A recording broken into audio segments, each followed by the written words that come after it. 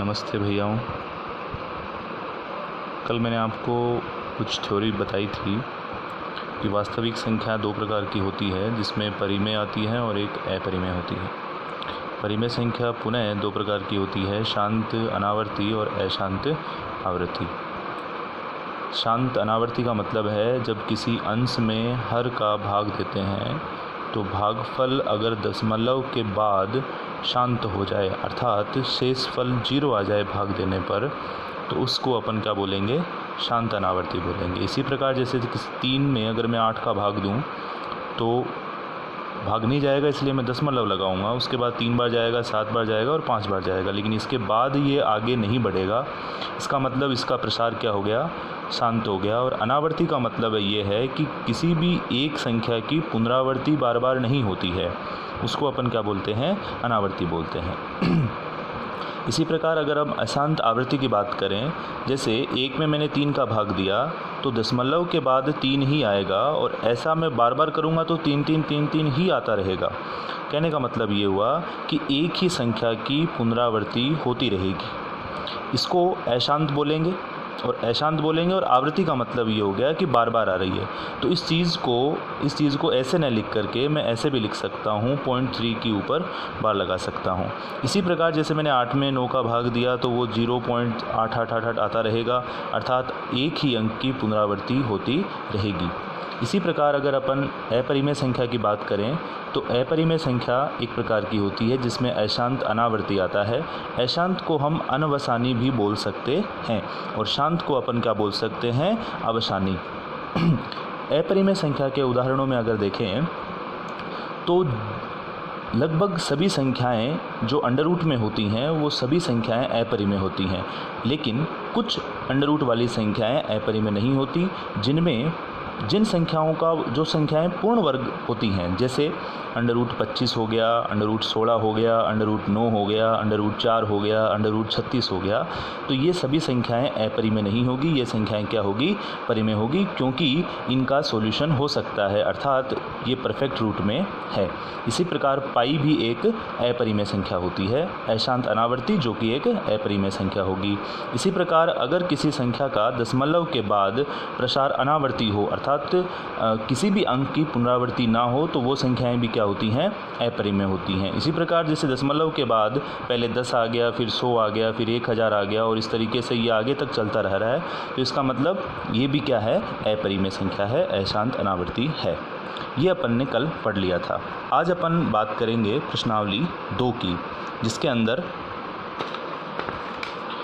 अंदर हमारा पहला प्रश्न है कि निम्न संख्याओं में से कौन सी संख्या परिमेय है तथा कौन सी संख्या अपरिमेय है।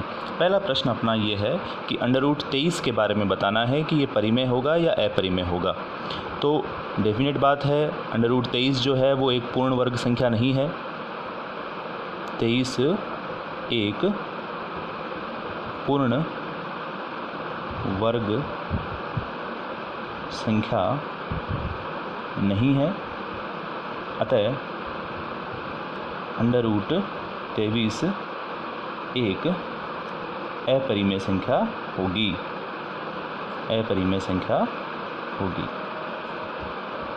अब ये पूर्ण वर्ग का मतलब क्या होता है? जैसे मैंने लिखा अंडर रूट 25, तो 25 एक पूर्ण वर्ग संख्या है, जिसमें मैं इसका सॉल्यूशन क्या कर सकता हूँ? 5 × 5, तो 5 का वर्गमूल 5 और × 5 का वर्गमूल कितना हो जाएगा? 5 हो जाएगा। इसी प्रकार से अगर हम अंडर रूट 225 की बात करें तो अंडर रूट 225 के अगर मैं टुकड़े करूँ तो 225 का वर्गमूल कितना होता है? 15 होता है। 15 होता है, और 15 जो है वो एक परिमेय संख्या है। 15 क्या होती है? एक परिमेय संख्या होती है।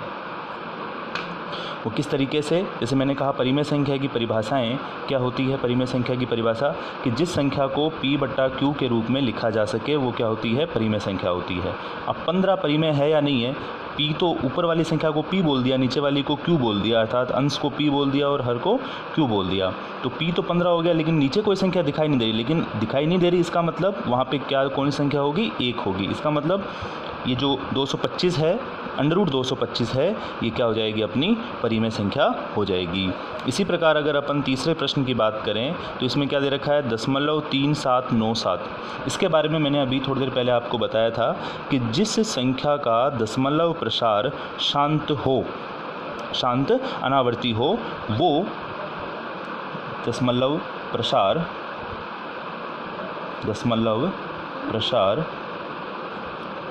शांत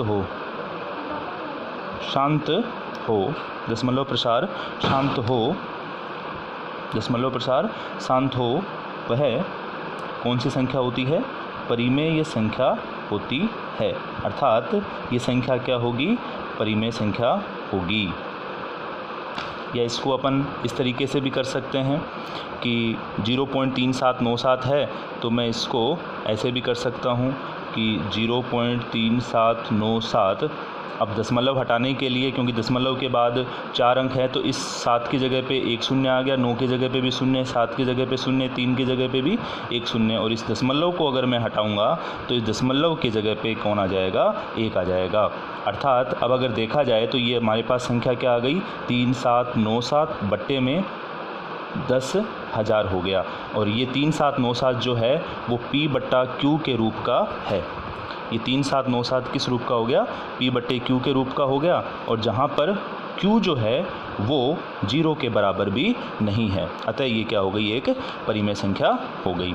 इसी प्रकार अगर अपन इस क्वेश्चन की बात करें तो इस प्रश्न में 7.4784478 के बाद डॉट डॉट डॉट है। इसका मतलब इसका जो दशमलव प्रसार है, इसका जो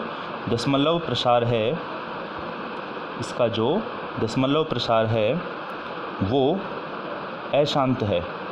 दशमलव प्रसार क्या है, अशांत है, और अशांत भी है, और साथ ही साथ इसमें दशमलव प्रसार के बाद किसी भी अंकों की लगातार पुनरावृत्ति नहीं हो रही है।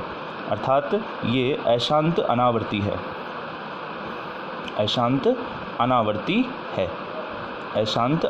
है, तो कौन सी संख्या होगी, अपरिमेय संख्या होगी। इसी प्रकार अगर अपन इस प्रश्न की भी बात करें तो इस क्वेश्चन में भी सेम वही हो रहा है जो क्वेश्चन नंबर 4 में हो रहा है कि दशमलव के बाद 1 0 1 0 0 1 0 0, मतलब किसी भी अंक के पुनरावृत्ति नहीं हो रही। अब इसमें आपको ये लगेगा कि अंक की पुनरावृत्ति हो रही है, कैसे कि पहले 10 आ गया, फिर 10 आ गया, लेकिन 10 के आगे शून्य हो रहा है, और उसके बाद 1000 हो गया, फिर उसके बाद 10,000 हो गया। इसका मतलब 10, 100, 1000, 10,000, इसका मतलब इसका भी जो प्रसार है वो अशांत है। प्रसार क्या हो गया, इसका अशांत है, और साथ ही साथ अनावर्ती है। क्या है, अनावर्ती है, तो ये भी संख्या क्या होगी, अपरिमेय होगी। ये भी संख्या क्या होगी, अपरिमेय